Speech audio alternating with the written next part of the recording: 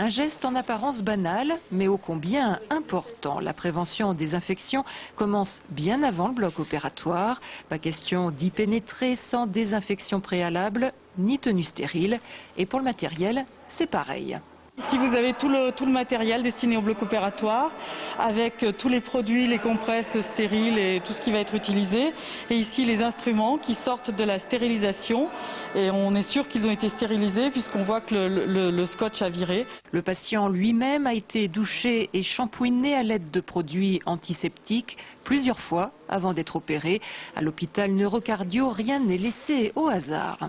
On nettoie le bloc à fond entre chaque patient avec des procédures qui sont vraiment bien écrites, qui sont respectées et qui sont tracées. C'est-à-dire chaque personne qui réalise cet entretien va écrire ce qu'elle a fait en signant. On responsabilise les gens pour que l'entretien soit fait correctement. Des protocoles qui permettent aujourd'hui à l'hôpital Neurocardio d'afficher d'excellents résultats dans la lutte contre les maladies nosocomiales au 8e rang national avec un score de plus de 98 points sur 100.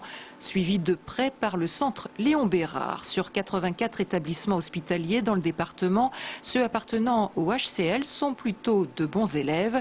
Quelques points noirs tout de même dans ce classement. 5 cliniques ont été exclues pour absence de surveillance post-opératoire, mais certaines d'entre elles ont depuis fermé leurs portes. À l'hôpital Neurocardio, la lutte contre les infections nosocomiales remonte à de très nombreuses années. Des efforts aujourd'hui récompensés. Les chiffres des infections du site opératoire à l'hôpital neurologique n'ont cessé de diminuer. Elles étaient aux environs de 6%, je crois, il y a une quinzaine d'années. On est à moins de 2% aujourd'hui. Une amélioration continue et un classement mérité pour les responsables de l'hôpital qui voient dans ces chiffres les résultats de l'implication de chacun des membres du personnel.